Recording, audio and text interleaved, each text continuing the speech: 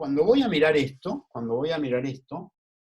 que es lo que tiene que ver con el mundo jurídico, ¿no? Me aparecen estos elementos, ¿sí? Me aparecen todos estos elementos. Previo a esto, está bueno recordarles que en el lenguaje coloquial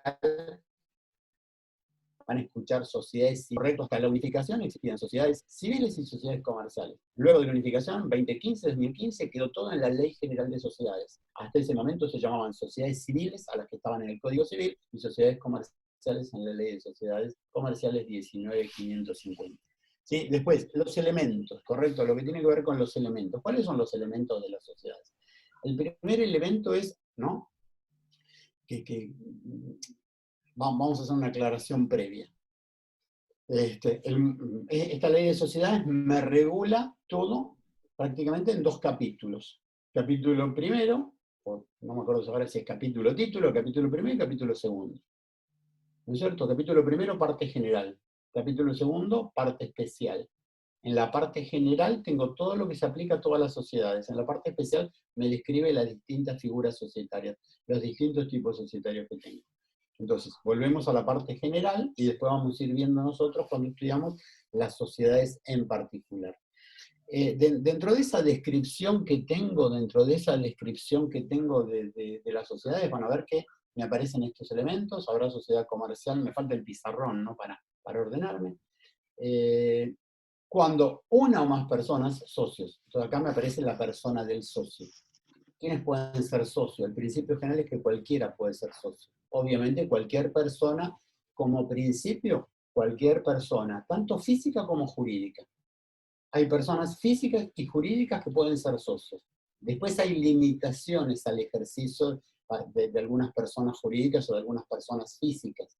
Un menor puede, sí, podría ser socio un menor, en la medida que tenga limitación de responsabilidad, ¿no? Y aparecen los elementos de quiénes pueden ser socios también entre sí. Hoy, por ejemplo, un tema que siempre despierta mucha discusión académica es los esposos entre sí. ¿Por qué? Porque los esposos, ¿no es cierto?, los cónyuges, como decimos en el mundo jurídico, tienen un régimen de comunidad o un régimen de separación de patrimonios.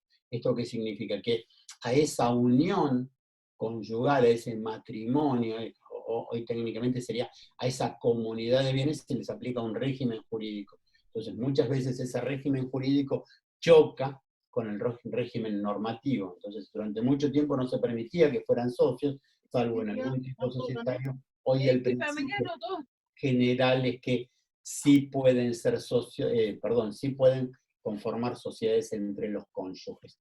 Eso no sería problema. Por eso digo, personas físicas, personas jurídicas, todos pueden ser socios. Cuando siempre el otro tema que me aparece es, ¿no?, la unipersonalidad. Entonces, históricamente, cuando uno les hablaba de sociedades, para que exista sociedad, la ley antes me decía, habrá sociedad cuando 2 o más personas. Entonces, la sociedad históricamente nacía como un contrato. 2 o más conformaban un contrato de sociedad. Como decíamos, es un contrato, cuando uno estudia concisión, choca con la otra, esto en el mundo jurídico decimos son contratos de cambio. El contrato de cambio es cuando a uno le interesa la contraprestación del otro, la compraventa. Dame la botella de Coca-Cola, toma la plata. ¿Qué le interesa a cada uno? A uno le interesa la coca, al otro le interesa la plata. Interés contrapuesto. En el contrato asociativo, el contrato de sociedad es un contrato donde nos juntamos, ¿no?, y tratamos vamos para el mismo lugar. Se conforma un contrato asociativo, un cuadro, nos unimos para que a través de esa unión tengamos un resultado común y lo compartamos. Entonces acá viene esto de, habrá sociedad cuando una o más personas, este concepto de sociedad con esta finalidad. Ahora se discute el tema de la unipersonalidad. ¿Por qué? Por unificación se permitió la unipersonalidad en ciertos tipos societarios.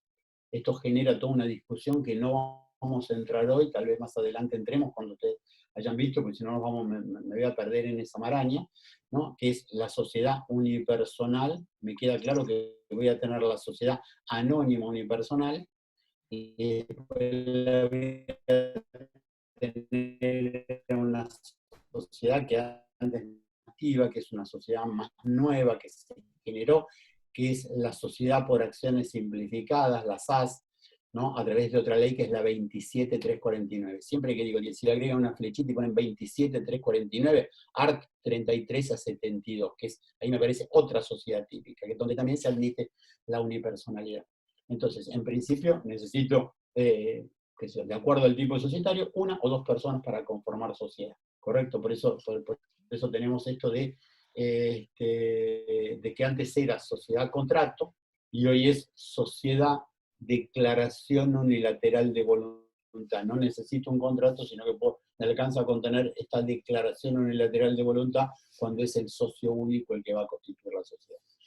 Y después me determina también algo que se complica mucho para entenderlo, que es el concepto, se obliguen a realizar aportes. Este concepto es un concepto que le cuesta a todos, pero cuando digo a todos, es a todos, ¿no? Y es más, cada tanto me encuentro con abogados, gente grande, por ahí que es como que no lo terminan de completar este cuadro. Vamos a tratar de explicarlo bien.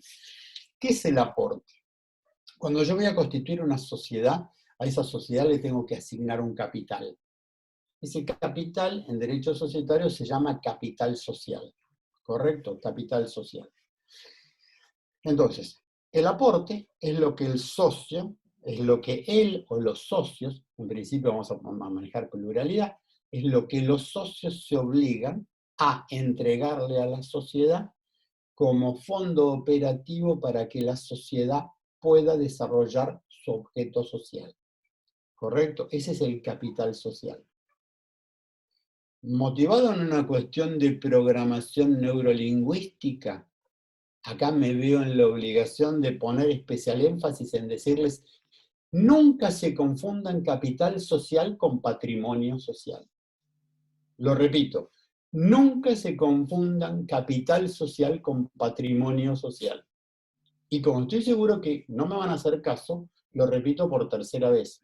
Nunca se confundan capital social con patrimonio social. ¿Correcto? ¿Por qué? Porque la sociedad, persona jurídica, ¿no? ¿Qué va a tener? Va a tener un capital social y va a ser una persona jurídica distinta de los socios. Entonces, si la sociedad tiene un problema, a ver, vamos a ver, pregunta, ¿con qué responde una sociedad frente a los terceros con los que trabaja? Entonces acá uno pone especial énfasis en decir, no se equivoquen con esto, porque es un error común, esto lo vemos todo el tiempo, es un error común confundir capital con patrimonio. Una cosa es el capital y otra cosa es el patrimonio. ¿Qué es el capital? Y acá voy a volver a insistir y capaz que contesto la pregunta, y si no contesto la pregunta me la vuelven a responder después. El capital tiene una función acotada, tiene una función limitada. El capital es un monto X, una cantidad de plata determinada, o un conjunto de bienes, porque puede haber aportes en especie, ¿no? Que es lo que los socios deciden en el momento que están constituyendo la sociedad, que es lo que la sociedad esa va a necesitar para poder hacer los negocios que ellos planean hacer con esa sociedad, que es lo que nosotros decimos es el objeto de la sociedad. El objeto de la sociedad es la actividad a la cual se van a dedicar. ¿Correcto? Entonces yo a la sociedad le asigno un capital. Le digo, che, es como, vamos a asignarle un capital vamos a poner un capital ficticio para facilitar las cuentas de 1.000 pesos. Si yo pongo un capital de 1.000 pesos, ¿para qué? Hoy ya todos sabemos que no, ni para almorzar prácticamente, dentro de poco, capaz que no me alcanza, pero para que las cuentas sean sencillas. Un capital de 1.000, cada uno pone 500. ¿Cuánto tiene la sociedad? 1.000. ¿Cuál es el capital de la sociedad? 1.000. Pero esos 1.000, a medida que la sociedad vaya, ¿no es cierto? Esos 1.000, en el momento ideal de constitución, va a coincidir con qué es lo único que tiene la sociedad. Y si es lo único que tiene la sociedad, el patrimonio de la sociedad es 1.000. En ese punto hay coincidencia. Pero apenas la sociedad empiece a intervenir lo más probable en este momento no sé, pero lo más probable es que gane plata. Y si gana plata y ganó 1.000 pesos más, la sociedad ¿cuánto va a tener de patrimonio? 2.000, porque va a tener los 1.000 originarios más los 1.000 que ganó. ¿Y cuál va a ser su capital? 1.000. ¿Por qué? Porque lo que los socios decidieron asignarle a la sociedad para que funcione son 1.000 pesos. A la sociedad hace un pésimo negocio y pierde 1.800 pesos. ¿Cuál es su patrimonio? 200 pesos. ¿Cuál es el capital? 1.000. ¿Por qué? Porque el capital es el monto que los socios decidieron asignarle a la sociedad para que la sociedad continúe. ¿Se entiende? Entonces, capital solo cumple 3 o 4 funciones muy limitadas. No lo tienen que confundir con patrimonio. El capital de la sociedad solo me sirve para saber cuánto los socios deben, ¿no?, aportarle a la sociedad. Entonces acá me aparece otro concepto que ya lo vamos aclarando, que son los conceptos de capital suscripto y capital integrado. Capital suscripto y capital integrado. Capital suscripto es el capital prometido, el capital que el socio se obliga, concepto obligacional, el monto que los socios se obligan a aportar a la sociedad. Capital suscripto. Y en el momento en que cumplen con esa suscripción, es el momento que ponen la plata, es cuando lo integran. Entonces, una sociedad como regla, ¿no?, tiene capital social 1.000. Ese capital, dice la ley, debe estar totalmente suscripto al momento de constitución. ¿Esto qué significa? Que ahí tengo a Keila y a Victoria B juntas, ¿no es cierto? Vamos a hacer de cuenta que conforman una sociedad, vamos a llamar la sociedad Kevi o Vicu, es más, cualquiera de los dos nombres, ¿no es cierto? Sociedad de responsabilidad limitada, capital 1.000. Keila suscribe, ¿no?, 500, Victoria B suscribe 500. Los 1.000 están totalmente suscriptos. ¿Esto qué significa? Que ellas dos se obligaron a integrar, es decir, a poner la plata de ese capital. ¿Estamos de acuerdo? Entonces, pero la ley dice, podés integrarlo en partes, mínimo 25%, saldo hasta 2 años. Entonces, ellas en esta sociedad dicen, bueno, ponemos el 25, aportamos el 25 ahora, el saldo a 2 años. Entonces vuelvo a repetir, capital social 1.000, capital suscripto 1.000, Keila 500, Victoria B 500. Capital integrado, cada una integró el 25% de 1.000, ¿no es cierto? Perdón, el 25% de lo que ellos habían suscripto. Esto significa 125 cada una, 25% de 500, que sumado a las dos, ¿no?, sobre 1.000 son 250. Entonces yo tengo capital social 1.000, ¿correcto? Capital suscripto 1.000. Y acá viene la pregunta, a ver si me entendieron. ¿Y cuál es el patrimonio de esa sociedad? Usualmente todos tendemos a decir 250, como dijo el segundo de los alumnos, ¿correcto? ¿Por qué? Porque piensan, es lo único que tengo. Entonces, la realidad es que no. Yo tengo, la sociedad tiene en caja 200 a los socios que suscribieron y se obligaron, sociedad sujeto de derecho, distinto de los socios que la integran, se obligaron a los otros 750. Entonces, en caja 250, créditos a cobrar 750. ¿Cuánto tengo de patrimonio? 1.000, que coincide con el capital social. En el momento de inicio patrimonio, en un momento ideal, solo es un momento ideal porque en el tiempo no, ni siquiera se da, o se puede dar por unos minutos, por una hora. Cuando la sociedad fue y compró un bloc de papeles, correcto, o le pagó a la doctora Martinelli que constituía la SAS, ya sacó parte de su plata y ya su capital es uno y el patrimonio es otro, porque la gastó. Entonces se varía, por eso decimos que es un instante ideal. ¿Quedó claro este concepto? Piénsenlo, a ver si lo entendieron. Tienen que hacer el clic. Si lo entienden, a partir de ahí todo es fácil. Si no, no. Bueno, ahora hay un error común, y este es un error común, ¿no? Que tiene que ver con una publicidad que se hizo en una época, hace muchos años, que las sociedades de capital respondían con su capital y por eso se les exigía un capital determinado. Como quedó ese concepto dando vuelta, todo el mundo confunde el concepto de capital social con el de patrimonio.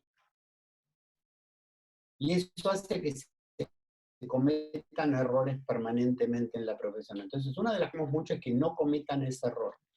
Una cosa es el capital y otra cosa es el patrimonio. El patrimonio es lo que ustedes estudian en derecho común, en derecho civil, en civil. Es todo lo que tiene una persona. Una sociedad también es una persona. Entonces también tiene un patrimonio. Pero lo que no puedo hacer es confundir capital con patrimonio. ¿Por qué? El capital siempre forma parte del patrimonio. El capital siempre forma parte del patrimonio. ¿Por qué? Porque es lo que los socios le dieron para que la sociedad tenga. Correcto, esto. A ver, imaginen un cuadro más fácil de entender. Hagan de cuenta que un padre viene y le dice a sus dos hijos, ¿quieren ponerse un negocio? Bárbaro, miren, vamos a poner un negocio. Correcto, yo les doy a ustedes, ¿no es cierto?, 100.000 pesos, pero esta plata no es para ustedes, esta plata es para el negocio. Es para que ustedes hagan funcionar ese negocio. Ustedes estos 100.000 pesos los van a tener que tener como fondo operativo para que esto funcione. Pero no lo pueden tocar ustedes. Ustedes no se pueden llevar una moneda de esto. Correcto, entonces las personas van a tomar ese capital y van a decir, bueno, vamos a comprar, no sé, repuestos de moto y vamos a vender, porque nos gustan las motos. Entonces vamos a comprar repuestos de moto y vamos a vender. Compramos para comprar, para pagar el alquiler, para pagar esto, uso los 100.000. Pero a medida que voy vendiendo, voy reponiendo los 100.000 y me tiene que quedar ganancia. ¿Cuál es el patrimonio de esos dos hijos que pusieron el negocio? ¿No es cierto? Fueron los 100.000 que les dieron como capital, como fondo operativo. Y después, cuando ganaron más plata, ya tienen más. Entonces, ¿qué podemos repartir? Y el capital no lo podemos tocar, pero sí podemos repartir patrimonio. Pero podemos repartir ganancias que no toquemos el capital. ¿Van viendo cómo son conceptos bien diferenciados? Se los estoy dando un ejemplo así re básico, ¿no? Pero esa sociedad frente a terceros va a tener un monto, por ejemplo, un capital social de 1.000.000. ¿Y su patrimonio cuánto va a ser? 3 millones. El tercero acreedor reclamar sobre los 3 millones.